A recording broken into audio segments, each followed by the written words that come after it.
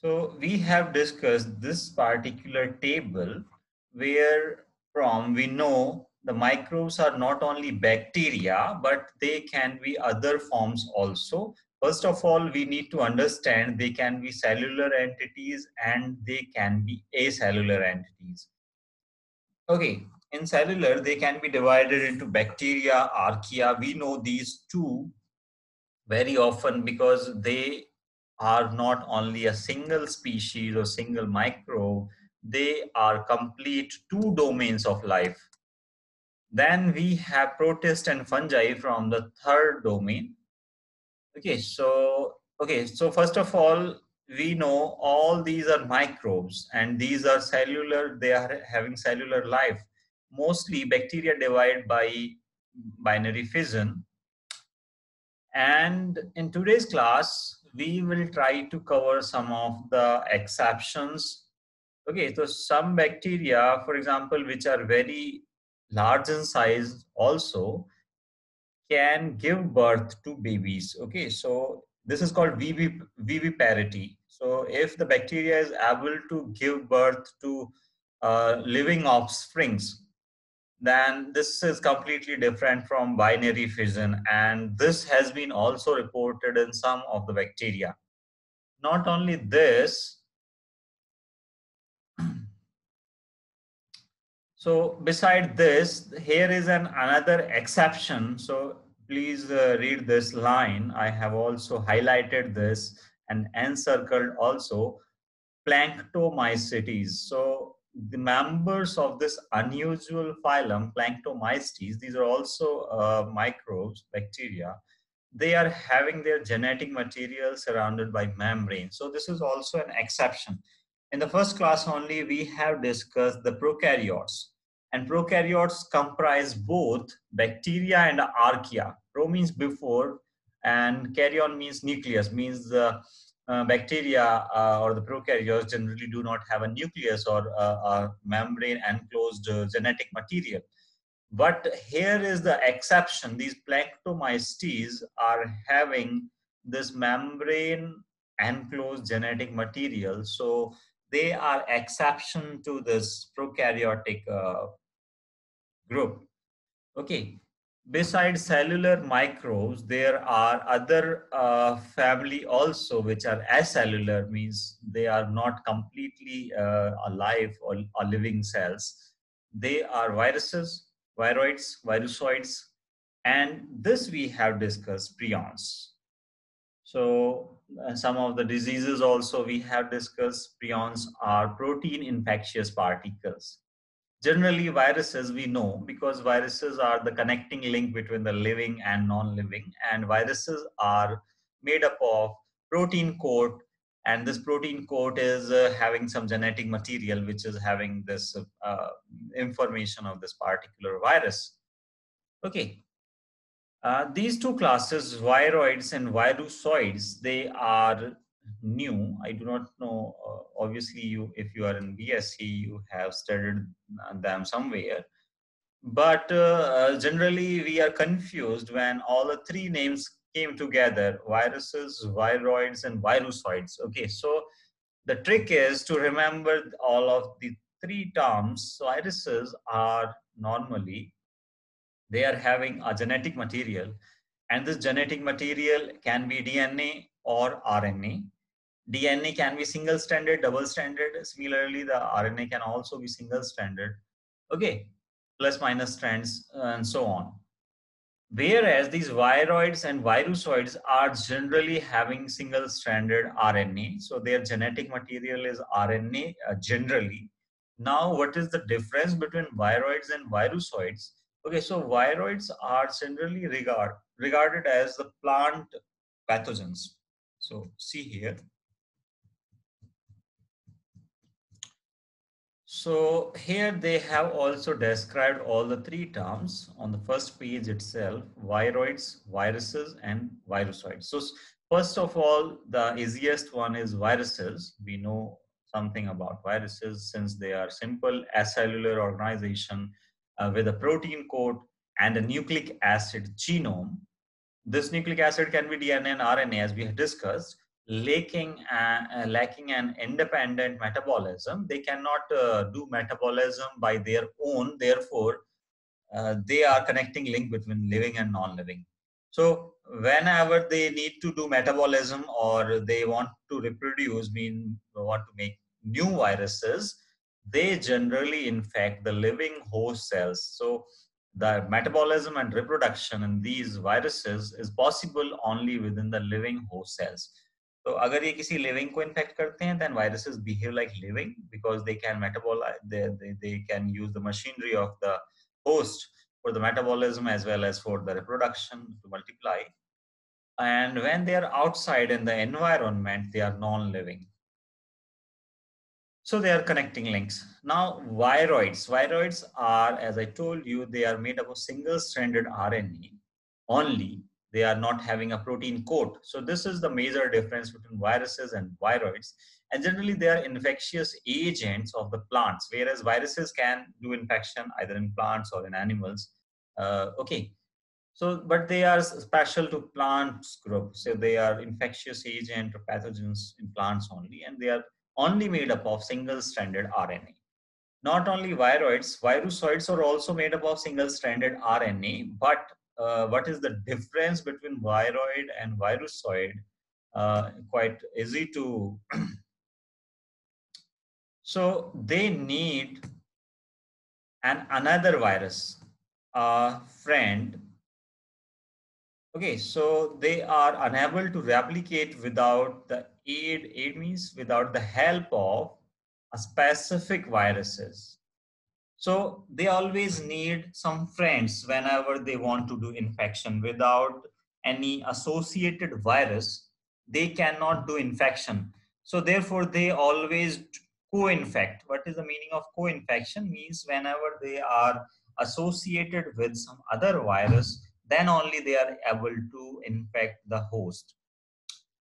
Okay, so examples of these virusoids are hepatitis virus, for example. Okay, so they need some other viruses whenever they want to do infection. Fine. Then we have discussed prions. I also shared one screenshot in the group. So in different animals, the prion diseases are named because these are completely different. They do not have a genetic material. Okay, so and these prions are made up of only proteins. In different animals, they are given different names. For example, in goat and sheep, they're called scrappy. The name of the disease, prion disease, because the name was given because whenever this disease is found in any sheep or goat, so that particular sheep or goat start rubbing his body or the wool against the fence or wall or anything, whatever she found. So this ultimately leads to the loss of wool. So what happens ultimately? So the wool is lost. Therefore, this disease is called scrappy because the goat or the sheep try to scrap its wool. In cattle, in the cow or buffalo, this is known as mad cow disease. In camel, it is known as camel spongiform encephalopathy. In the mink, another animal actually, so it is called transmissible mink encephalopathy, because these diseases are can be transmitted from one animal into the another. So they are transmissible. In cat, it is known as feline spongiform encephalopathy, ostrich spongiform encephalopathy. Uh, and in humans, they are given different names. For example, if some human, uh, okay, so it is called as Creutzfeldt-Jakob disease or Kuru, and there are various other names for the same diseases. Now, what is the common characteristic of these all prion diseases? So these prions are infectious agents. These are not cellular, but these are acellular. And whenever they do infection, what is the possibility? They will, because these are proteins and these are misfolded proteins. Okay, so these misfolded proteins try to misfold normal proteins of the body, so that generally what will happen, the alpha helical form of the proteins will be converted into the beta pleated sheet forms. Okay, so this alpha helix to beta pleat formation is actually the major characteristic of the prion diseases. So this alpha form will be getting converted into the beta sheets, and this beta is an abnormal form of protein which are undergoing this type of transition. So therefore, these beta forms will be harmful. They will be accumulated or aggregated, and somehow forms the pores in our brain. So the brain will become perforated, means the pores will be created, and the brain can of the infected animal or the dead animal is generally can be compared with a sponge. Okay, because the sponge is also having minute pores. Similarly, the brains of dead animals which were infected with prions generally have the sponge like brains, perforated brains. Okay, so this all we have discussed in our previous class. Also, we have discussed how the three domains of life that are called eubacteria, archaea, and eukarya have been formed. And this classification was done by Carl Woese in 1970s. So around 50 years back, Carl Woese was able to classify all the forms over Earth, all the organisms, into three domains, and thus he modified or rearranges the five kingdom classification system of Whitaker, which we have studied in our earlier classes in 11, 12. Generally, we studied the five kingdom classification, but Carl Woese in the 1970s actually transformed this five kingdom classification system, Monera, Protista, Fungi, Plantae, and Animalia. So he broken down this Monera into two. So Monera is actually prokaryotes. So out of prokaryotes, he made two groups. So one is called as, sorry, so somewhere I have also showed you this. Okay, so this is your Pathfinder. So this we were discussing. So out of Monera, he made two groups, two domains, bacteria and archaea, which are having some differences in their 16S rRNA signature sequences. These 16S rRNA signature sequences, or this particular class of RNA, is present within the smaller subunit of ribosome. Okay, so depending upon these signature sequences, he made three groups.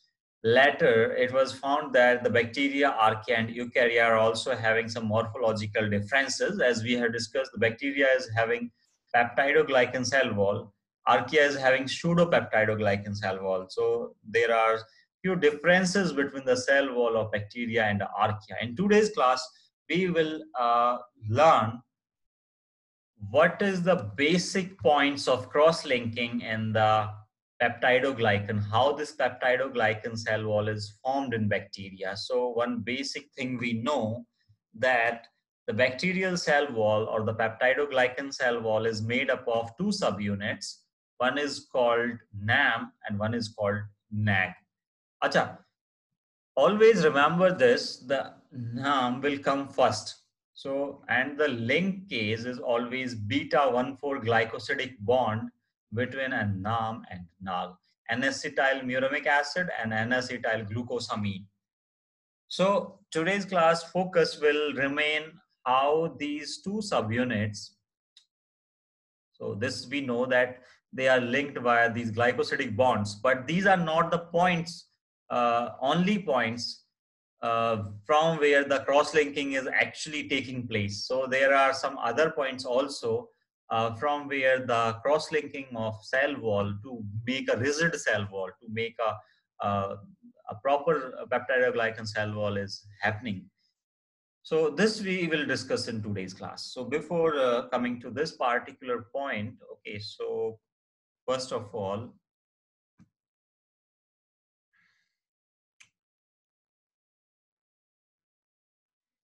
okay, so this is the general bacterium. Okay, so bacteria is having certain components. What are the major components? So it is having a plasma membrane. So this is the open up structure of this bacterial cell. They are having a plasma membrane. This plasma membrane is inner circle which is enclosing the cytoplasm of the bacteria.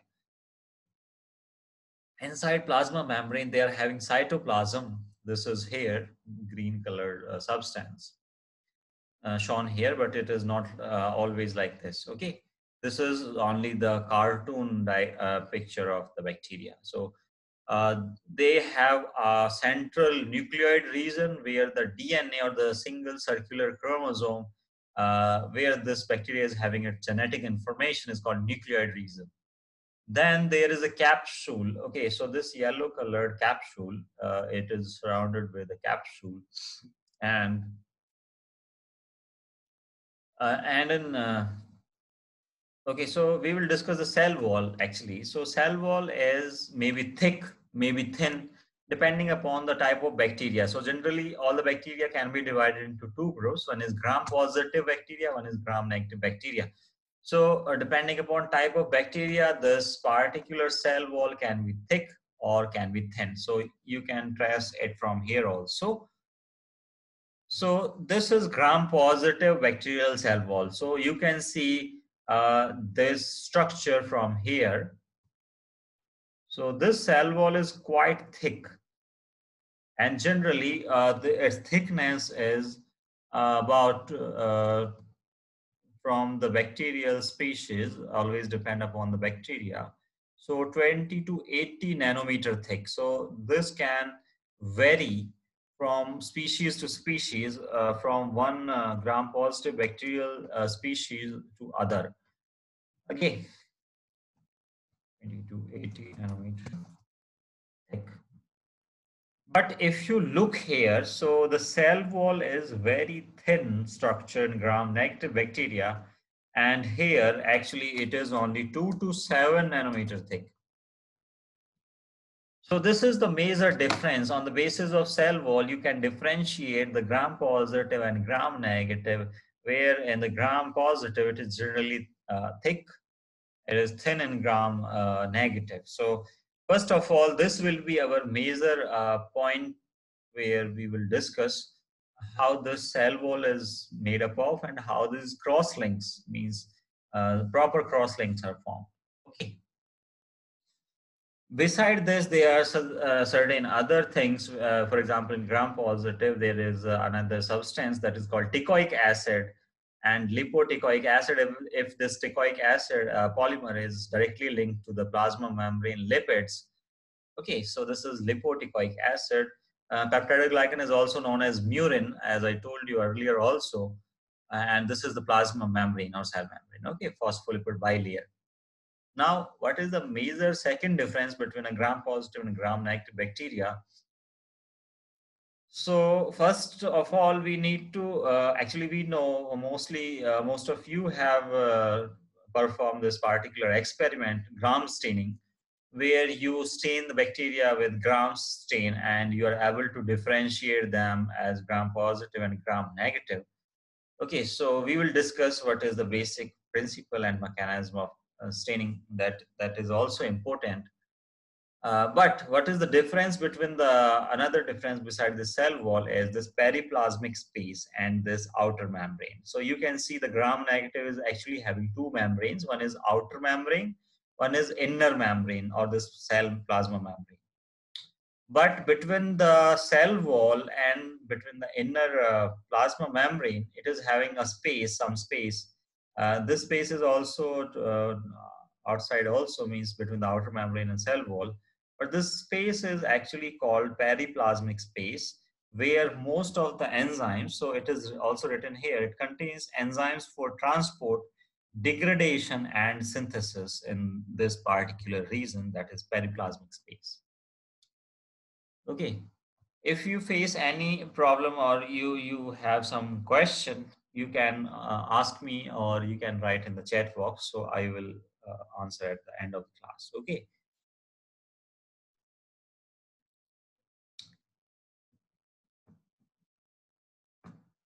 Okay, so gram positive and gram negative bacteria are having certain differences.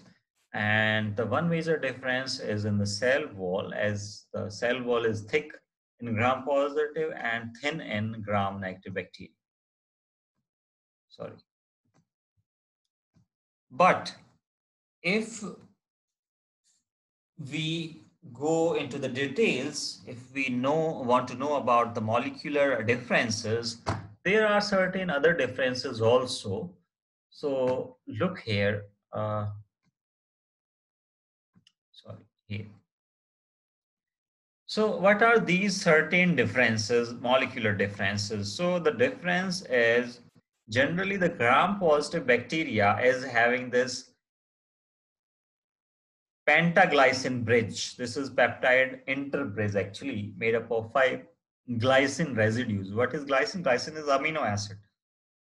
So 5 glycine amino acids are forming this bridge, and this bridge is actually used to interlink this NAM with some another chain.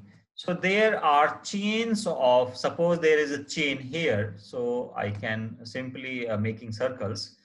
So this is NAM, then there is NAG again. So like this, they are repeated like in this pattern, there are chains. And there is another chain on this side. So suppose it is running in both the directions like this. Okay, so it is continuous.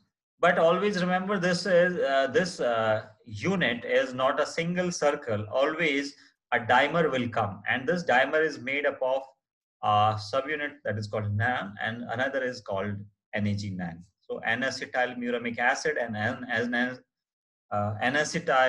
glucosamine. These are two. So this is a single unit. So always uh, this dimer will be added to this particular chain. Okay. Now this NAM, as I told you, the NAM will come first.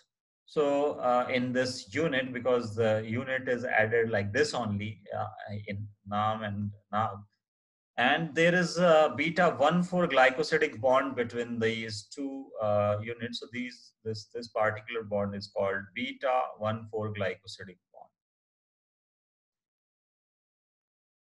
Okay, so like this. Another thing is, which is important and which I want to highlight in today's class, is actually uh, this side chain actually. So this is made up of certain amino acids. So I will tell you the trick how to remember this particular chain, which is linked to this NAM. Okay. So for that, actually, we need to move so move back actually one page. If you have Prescott, it is given over page number 55. So this is 56. It is given over 55. So this is the molecular structure of peptidoglycan cell wall, which is present in bacteria.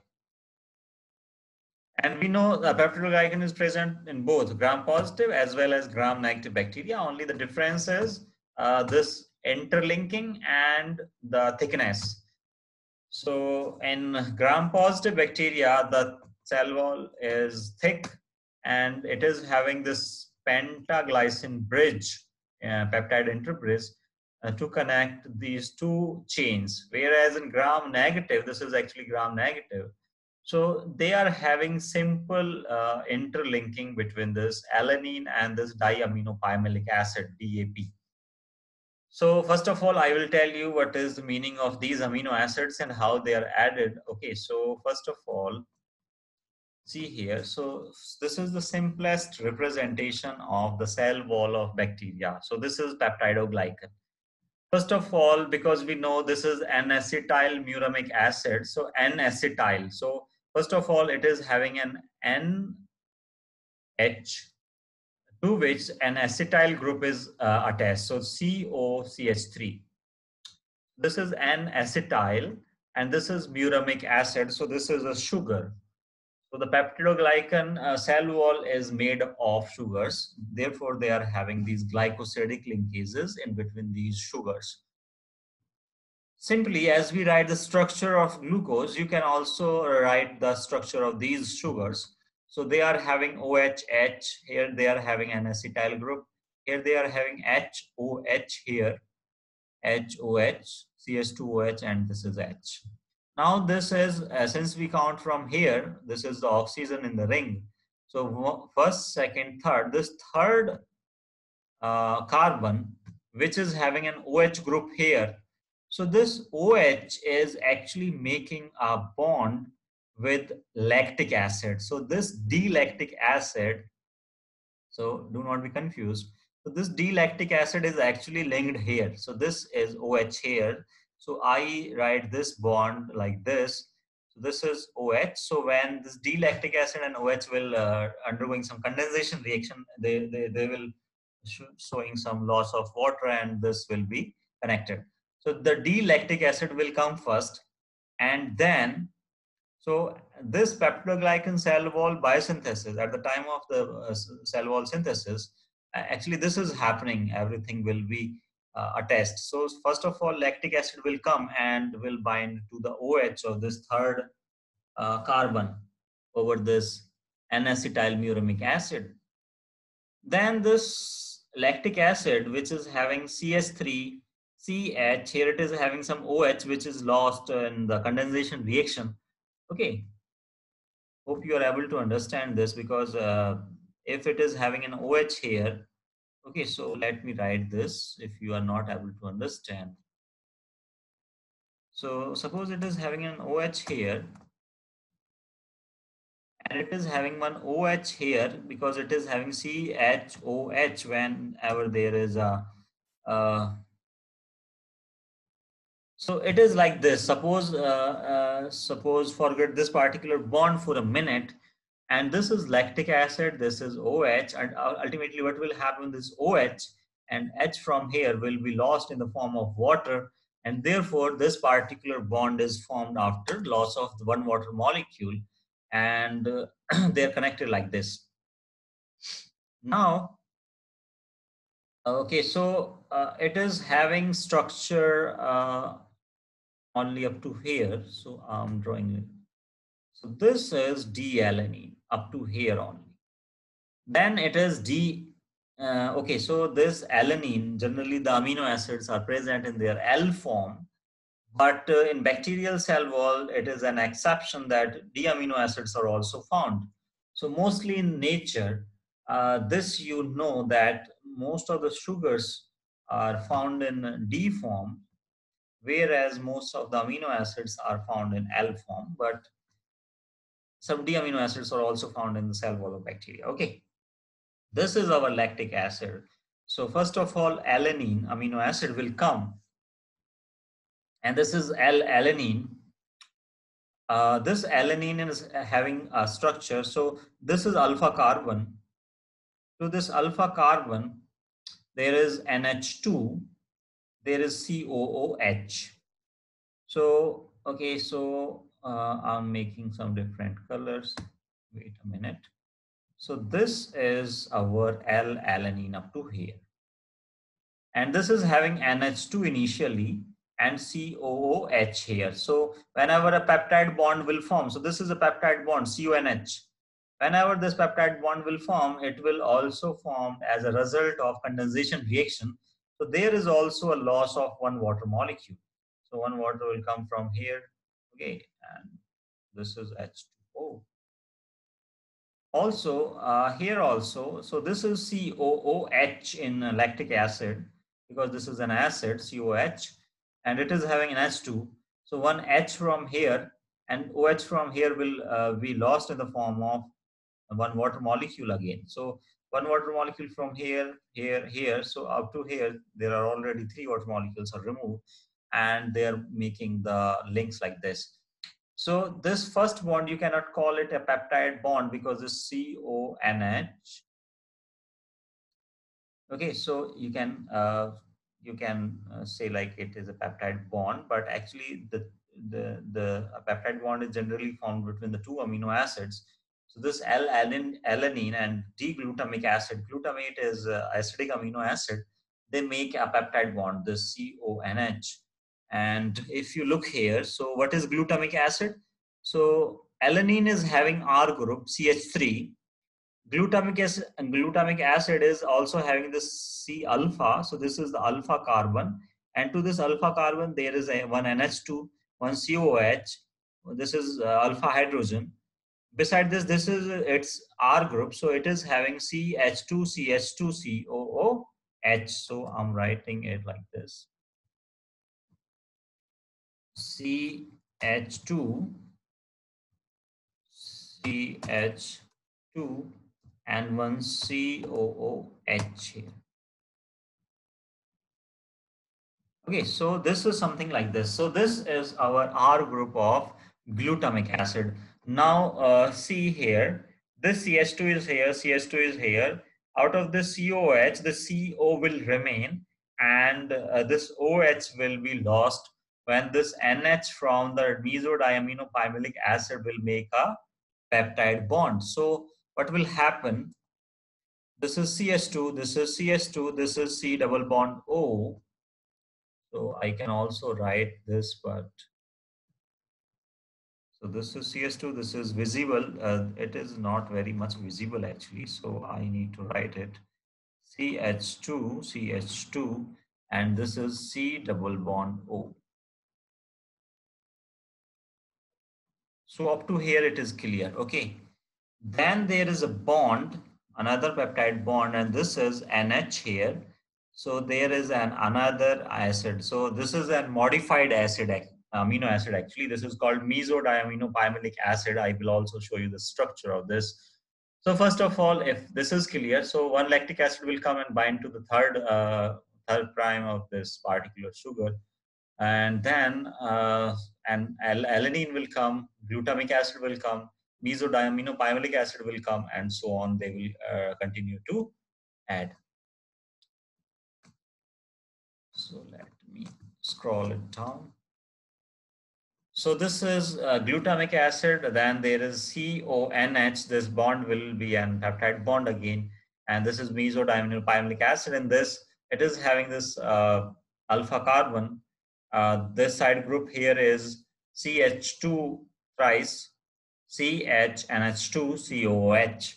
So if you remember, it is something related to, okay, so lysine, because it is also lysine or arginine actually, but it is having this modified R group. So CH2 3 instead of NH2, it is having CH, COH, NH2. So something very related to.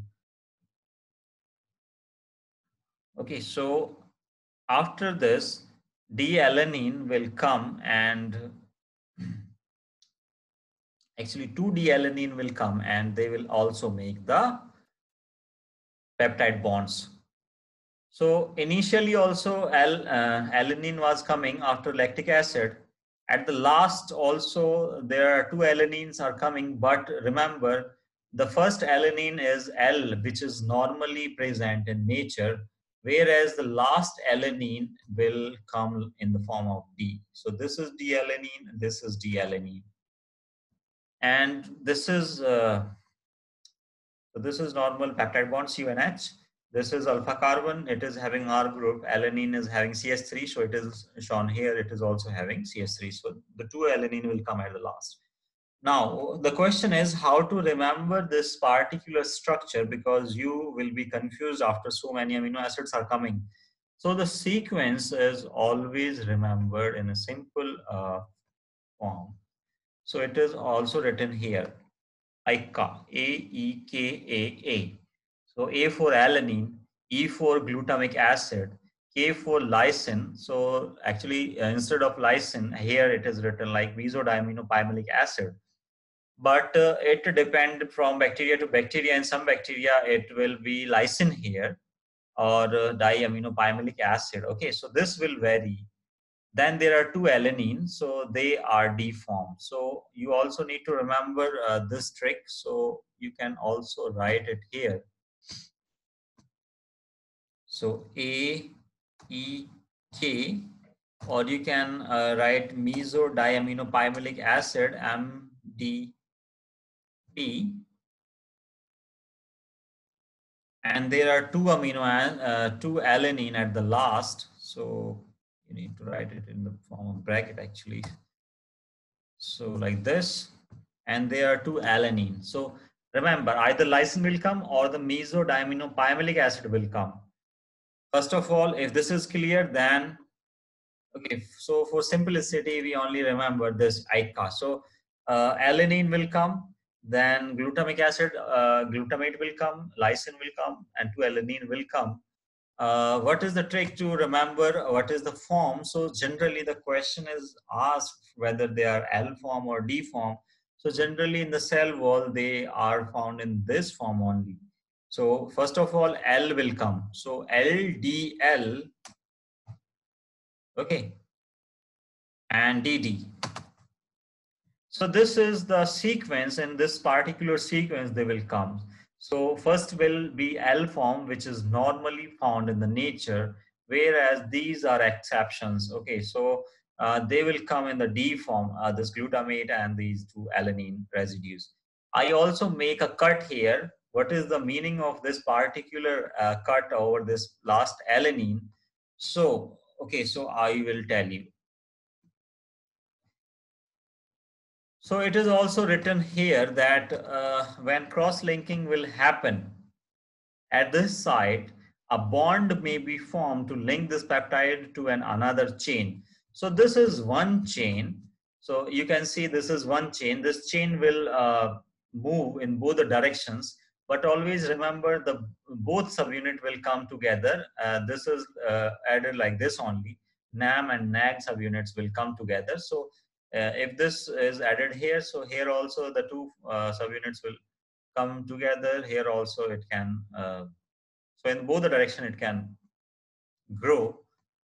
And these chains then finally need to mingle together. So whenever there is a cross-linking, this terminal D-alanine is lost.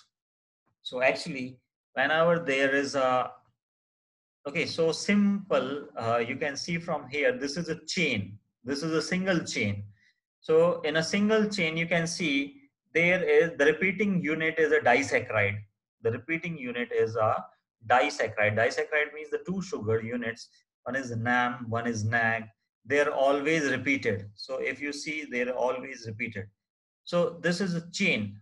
So initially, there are so many chains are formed in this way. And if you remember, 5 amino acids, that is called ICA. So this alanine, glutamate, lysine or mesodiaminopymalic acid, third one, and the two alanine, D-alanine will come and they will be linked to the NAM, third carbon. Okay, so they are only present over NAM residues if you see in any of these. Finally, what will happen? The last alanine will be lost when the two chains will be interconnected. So suppose this is one chain and this chain is present in this form, and there is another same chain which is here, it is present here in this form. So I can write simply like this. So this is one chain and it is also in this way, and this is another chain and they are in the both the directions, they are growing. Finally there should okay, so if they do not form interlinks, then the cell wall which will be made after these chains, suppose there is no interconnections, there are no formation of these bonds between these peptides units, peptides. So what will happen? Your cell wall will be very, very uh, prone to hydrolysis, means lysis. So the lysis will happen due to absorption of water. So water will go inside as a result of osmosis, and your cell will burst. Bacterial cell will burst because of weak cell wall. So the cell wall will be weak otherwise if these interlinks are not formed between these peptides. Therefore, okay, so first important is always the beta 1,4 glycosidic bond which is present between this NAM and NAG. But the second major connecting link or connecting unit which is responsible for the stability of peptidoglycan cell wall. So the stability is coming from both this glycosidic bond and from these interlinks, but rigidity is actually coming from here only. So these peptide cross-linkings are responsible for the rigidity of cell wall. There are certain drugs which are responsible for not allowing this transpeptidation. Okay, so this is called transpeptidation when these peptide bonds are cross-linked together. So there are certain drugs, for example, penicillin, which will not allow these transpeptidation steps. Therefore, the cell wall which is synthesized when you treat the bacteria with these drugs, they will not allow the formation of these bonds. And as a result, your cell wall, the cell wall of the bacteria will be weak. It will not able to hold the pressure, water pressure or osmotic pressure. So it will undergo lysis as a result. Okay. So now see here. So there are two chains. So this is gram negative. So this is gram negative. I'm writing gram negative. So in gram negative, remember there is diaminopyruvic acid instead of lysine. So this is the first major difference. They are having diaminopyruvic acid instead of lysine. Here also you can see there is diaminopyruvic acid. Whereas in gram-positive bacteria, there is generally lysine. So you can see there is no diaminopyruvic acid, so but there is lysine. Okay. Now, because we know, so count from here. So this is L-alanine, D-glutamate, diaminopyruvic acid instead of lysine, and this is alanine. So there are only 4 amino acids, but we have added 5 amino acids. Okay. So the last one, the fifth so this D-alanine is lost when this cross-linking is formed. And in gram negative, the cross-link is always so fourth D-alanine of one chain will make a cross-link with third diaminopyruvic acid of another chain. So this is fourth amino acid. This is third amino acid of the another chain. So they will make, and this is also possible that this D-alanine can make a bond with this diaminopyruvic acid. This is also the possible. But always remember this D-alanine will make a bond with the diaminopyruvic acid. So this type of interlinking or peptide cross-linking is seen between diaminopyruvic acid and D-alanine in gram-negative bacteria. Whereas in gram-positive bacteria, this cross-linking is completely different. In gram-positive, instead of this last so first major difference is they are having lysine instead of diaminopyruvic acid. So they are having L-lysine. And second difference is there is no direct linkage. There is a linkage through this bridge. And this bridge is made up of 5 glycine residues. So this is pentaglycine bridge. Okay, so this pentaglycine bridge is found in gram-positive bacteria, for example, S. aureus. And this is gram-negative. So one example of gram-negative is, common example is E. coli. So you can remember the names also, some gram-negative bacteria. So simplest is E. coli, Escherichia coli. And gram-positive is Staphylococcus aureus, for example. There are certain others, but these are easy to remember. So hope this is understandable.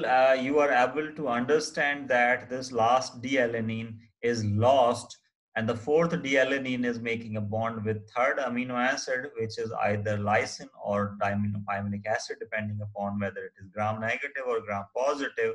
So there are certain molecular differences which we have discussed. Okay, so if you have any query, please ask me here only. Otherwise, I will move to another topics. So different forms of bacteria shapes. We're going to discuss various, because pleomorphism is seen in these bacteria. So we will discuss the shapes of different bacteria in today's class.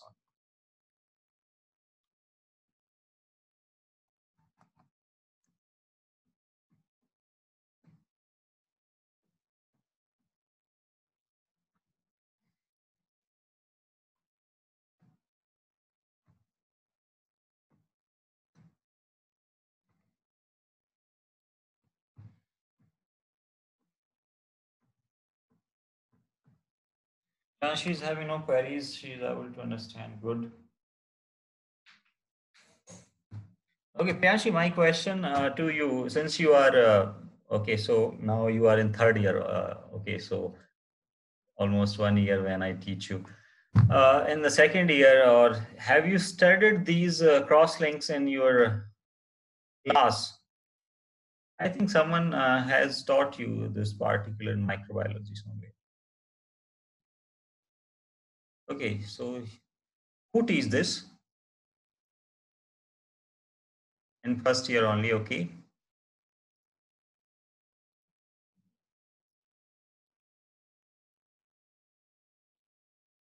okay, Vijayalakshmi ma'am, good.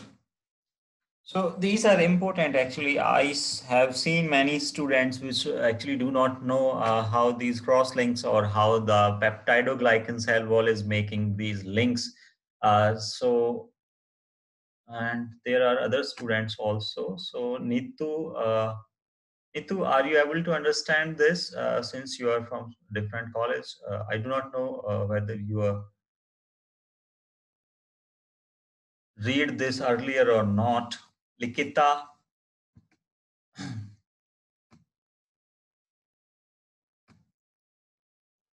Nitu is got it. Good.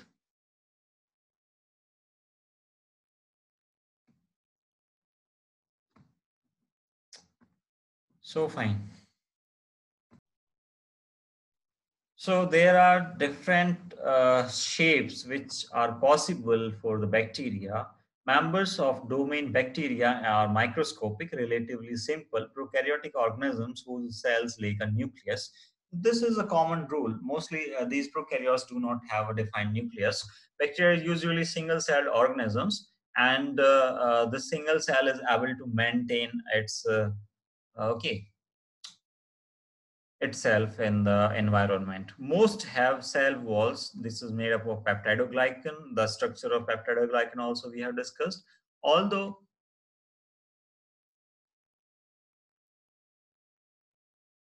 although most bacteria exhibit typical prokaryotic cell structure, they lack a membrane-bound nucleus. A few members of the unusual phylum, as I told you already, Planktomystes, they have membrane around their genetic material. So they are exceptions to this rule. Now, size, shape, and arrangement of bacterial cells, they vary from species to species of the bacteria. So, two exceptions which are having big size, they are giants actually, and they can be seen without microscope. Hyomargerita nambiensis and Epilopiscum fischelsoni. They're very large, invisible to the, and they're visible to the unaided eye. Generally, the bacteria is having size 0.2 to 2 micrometer in diameter and 0.5 to 5 micrometer in length. So you can say simply they are around 1 to 5 micrometer. Okay. And micrometer is 10 to power minus 6 meter. Therefore, you generally require a microscope to see them, but to increase the resolution and magnification. Uh, the rod-shaped E Fischelson is about 600 micrometer in length and 75 micrometer in diameter. So this, so this is the biggest bacteria, Epilopiscum fischelsoni, and the smallest being the mycoplasmas, which are also known as PPLO, pleuropneumonia-like organisms, PPLO. So I am writing here also. So So these PPLO do not have a cell wall, therefore they are having a small size, pleuropneumonia-like organism, or simply they are called mycoplasma. Okay, so now the question is why most of the bacteria are having such a small size. Okay, so mostly bacteria are having small size, which help them to survive better. How? So the most bacteria are very small in size. Because of their small size, bacteria have a large surface area to volume ratio. Now, what is the meaning of this particular line? It means if the bacteria is having small size, so it is very clear from this particular discussion actually. So suppose you are having four cubes. This is big one, this is small one. So there are differences, size differences. This is 1 mm cube, this is 2 mm, and this is 4 mm cube. If you calculate the surface area, okay, so you can find them as 6, 24, and 96. If you calculate the volume, so volume is simply the, if you cube, so if you multiply 1 into 1 into 1, and if you multiply this 2 into 2 into 2, it will be 8. If you multiply this 4 into 4 into 4, it will be 64.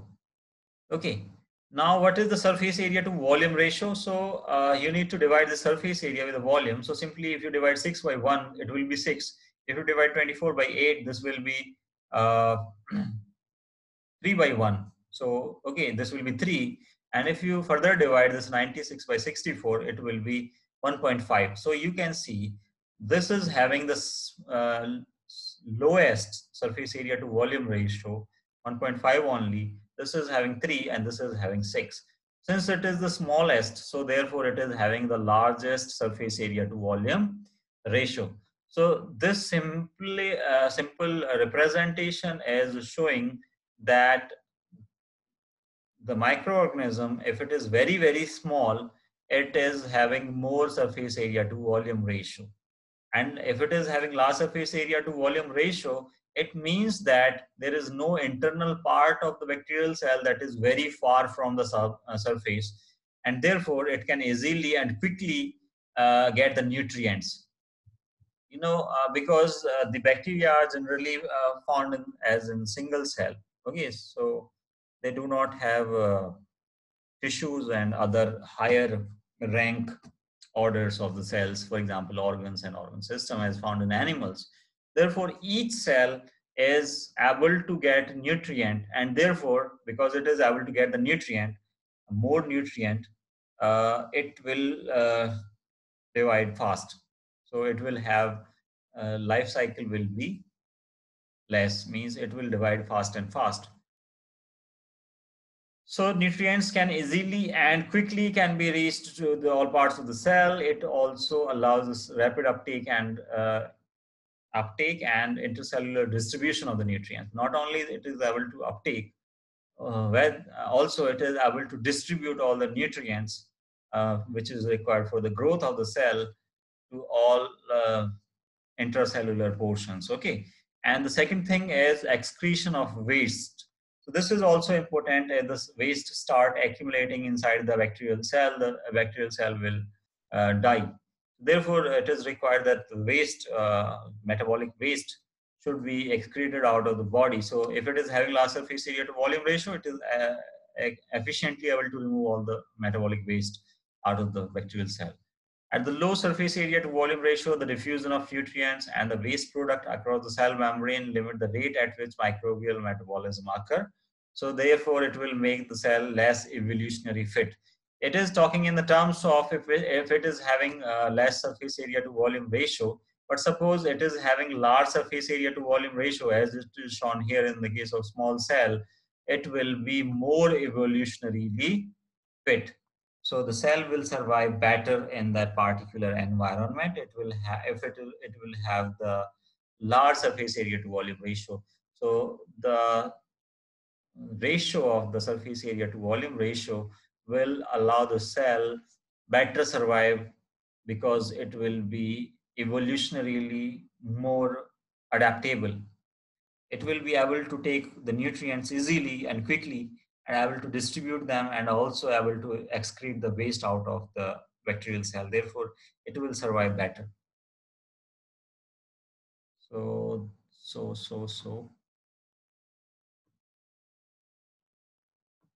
Okay.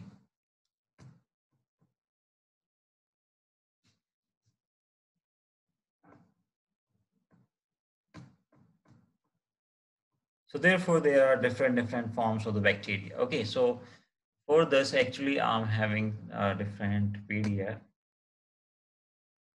So this we have discussed. There are different.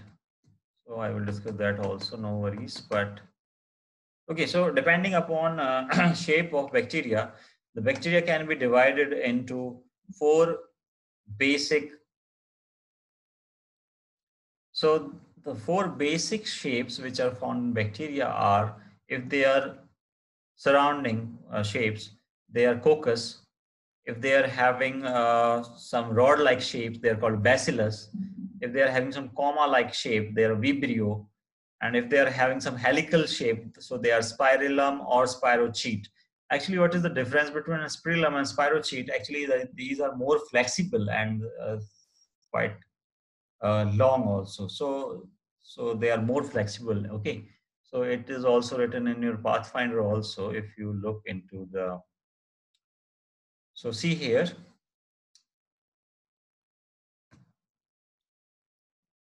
So cell shape is generally characteristic of a given bacterial species. So depending upon the cell shape, you can distinguish between different species of the bacteria. Four basic shapes are bacillus, rod, coccus, spherical or ovoid, vibrio, that is comma shape, and spirilla, that is actually helical shapes or spiral shapes. Okay, so the bacillus having two meanings. Bacillus can be either for the cell shape. If they are having rod shapes, they are called bacillus. Also, they are representing one genus. For example, Bacillus anthracis. So this is genus, this is species. So some of the bacterial genus is also having this bacillus term. So they are having two meanings, one for the cell shape, one is for the genus. When capitalized and italicized, they are referring to the genus, as one example, Bacillus anthracis, which is the causative agent of anthrax. When there is cocci, so coccus means they are spherical, and when they divide, they will remain in the pairs after dividing. It's called diplococci, or they can divide and remain attached in the chains like patterns are called streptococcus. So see here.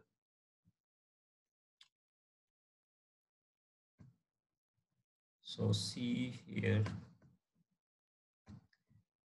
Okay, so there are other shapes also. For example, this is called Cocobacillus, and okay, and if they are found in more than one forms or different forms, then they are called pleomorphic. But see here, if they divide, if the coccus divide, they can be either single spherical cell or in the form of two. So this is called coccus. This is called diplococcus because the two cells are attached.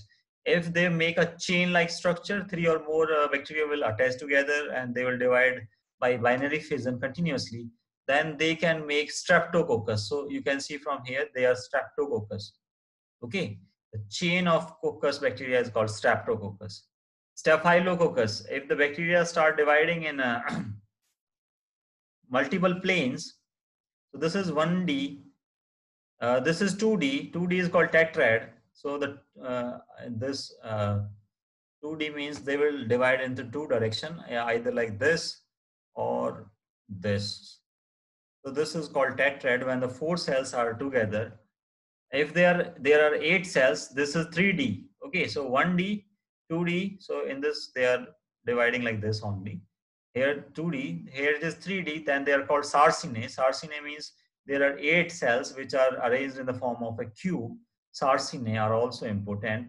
And if they divide in multiple planes, so this is multiple planes, then they are called Staphylococcus. Staphylococcus aureus, for example. So what will happen, they will make a bunch like structure. So you have seen the bunch of grapes, the same will the case with these staphylococcus. So whenever there is a staphylo term, is generally for the a bunch of grapes actually.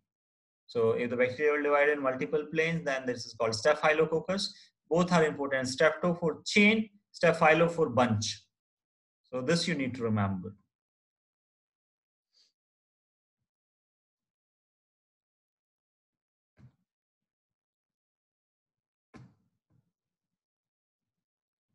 So there are,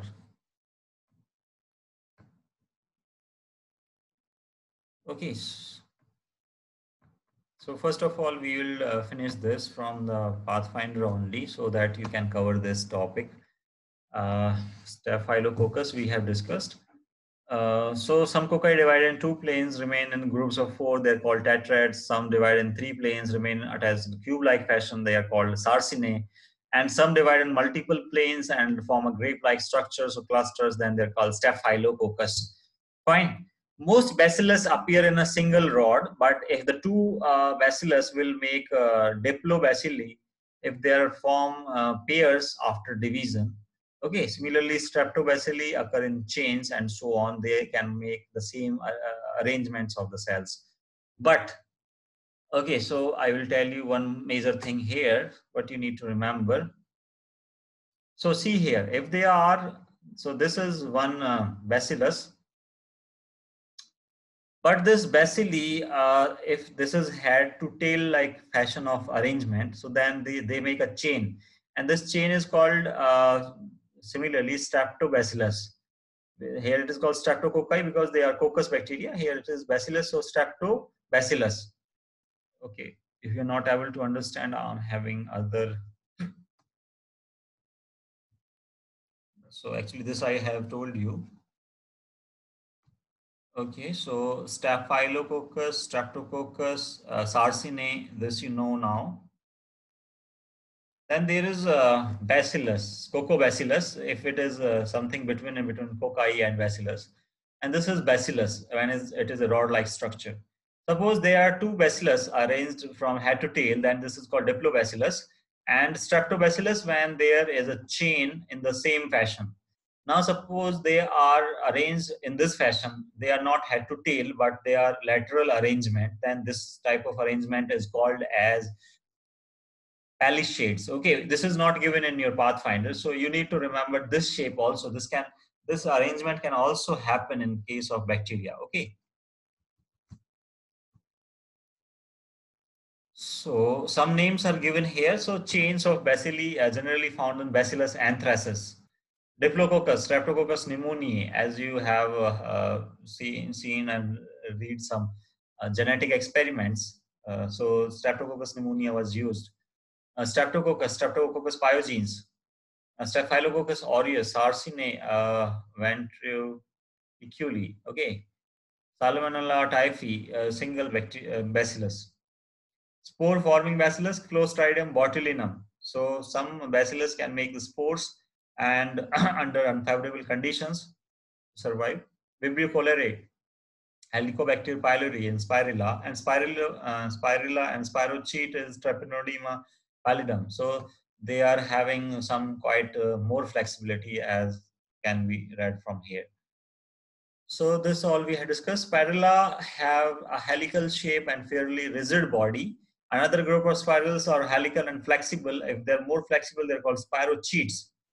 So now you are able to understand what is the difference between spirilla and spirochetes. So they are having some rigid body, but this is spirochetes are more flexible, as you can see from here. They are thick, so they are rigid. They are more flexible, spirochetes. Then most bacteria maintain the single shape this is called monomorphic. Some bacteria like Corynebacterium have many shapes and this like a single characteristic shape, this is called pleomorphic. But in today's scenario, actually, if the bacteria in context of bacteriology, because bacteria are found in variations in the shapes and there are various possible shape and sizes of bacteria, therefore they are called as pleomorphic rather than the change of shape. So if you see this particular slide, so this is pleomorphic actually because there are different type of bacteria in the single slide. Okay, so this is pleomorphic. So curved rod, they can be spirilla, spirochetes, or the vibrio, bacillus, and coccus. So these are the major shapes in which bacteria can be found.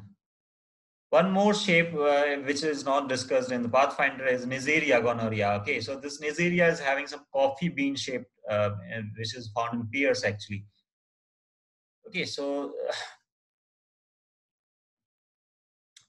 And these palisade arrangement has been seen in Corynebacteria. This has been discussed. Some bacteria are having some fungus-like structures. For example, Streptomyces, they're having more like filamentous bacteria. Okay, so the different shapes can be possible, and depending upon their shape, the different species can be identified and named. Now there are two genes. Okay, so I'm going to close this particular class. So the last topic of this class is the two bacteria. One is called Thiomargyrata and ambiensis. This is the one bacteria. As we know, these are very big bacteria. So they are having generally 700 micrometer diameter. So they are gram-negative, cocoid, coccus structure proteobacteria. So you remember proteobacteria because this proteobacteria is also the ancestor for mitochondria also. Found in ocean sediments of the continental shelf of Namibia. It is the largest bacteria ever discovered. Actually, earlier it was thought like the Epulopiscum fischelsoni is the largest bacteria, but later it was found that it is having some 750 micrometer diameter. So therefore, it is the largest bacteria seen till date. As a rule, it is having this diameter and so on. And the second thing is you are able to see these bright granules inside the cell of this bacteria. So this is one bacteria and they're found in chains. So Streptococcus, they are actually sulfur granules. So these are vacuoles, nitrate filled vacuoles, where from this nitrate is coming. So this nitrate is coming because this bacteria is chemoautotrophic. I will tell you what is chemoautotroph, photoautotroph, all these terms also. But for now, this chemoautotroph means it will require some chemical, means it is not able to synthesize its energy in the presence of sunlight. It will require some chemical energy and it can make its food on, so it is autotroph that oxidize the sulfide with nitrate NO3 negative or oxygen as electron acceptor. So either nitrate or oxygen will accept the electron and it will oxidize the sulfide. So this is the largest bacteria known which is having diameter in millimeter actually. Epulopiscum species, so this is Thiomargyrata nambiensis. So this is the biggest bacteria. The second one is the Epulopiscum species, Epulopiscum fischelsoni, which is found in white surgeonfish. So group of gram positive. So remember first one, this is a gram negative chemoautotrophic bacteria, whereas Epulopiscum is a gram positive bacteria having symbiotic relationship. Actually, it is found in the intestine of surgeonfish, which is the white surgeonfish. It was first discovered. They were having large size, 200 to 700 micrometer in length. Discovery of this bacteria in 1999. Before this, Epulopiscum was thought to. So before discovery of Thiomargyrata ambiensis, this is Thiomargyrata ambiensis. So before discovery of this, it was believed that the Epulopiscum fischelsoni is the largest bacteria. But in 1999, it was found that this is the largest. It is written like this only. So larger than any other eubacteria, and it has a complex life cycle also, like bacteria found in the gut of surgeonfish. Now, this is the Epulopiscum species. Just you can see it is having some shape of cucumber. Okay, so this is also the same bacteria. If you see here, there is a small dot. So E. coli is very small in comparison to Epulopiscum if you see very closely. And this is Paramecium. Okay, so they are large in size. Comparative size is very large. So 10 to 20 fold longer than any other bacteria, and they're having volume over 2,000 fold larger. Well, first discovered 1985, and Israel scientist Lev Fishelson, because Fishelson have discovered them, therefore they are known as Epulopiscum fischelsoni. Epulo, it is a Greek word for some fish, Epulopishcum. So Pishcum, since it was discovered from the surgeonfish, so therefore Pishcum or this term is used. Okay. And the second important thing about the Epulopiscum is it was discovered that, and there is a paper in Nature Reviews in 2005, that they can show viviparity. They have the ability to produce living offsprings, generally two offsprings once upon a time. Therefore, and it is also given over page number 82, left hand side over Prescott, your reference book. Okay. So this diagram is given there also. They are able to give birth to living offsprings instead of binary fission. So they were first discovered, but not the largest one. Later, Thiomargate and Ambiensis have been discovered, and they are found to be the large, largest bacteria ever known. In 1999, they were discovered. They show this nitrate filled vacuoles and elemental sulfur granules inside the cells, and they are gram negative and so on. Okay, gram negative coccoid proteobacterium, and they are discovered from the sediments of the continental shelf. So this is all about today. So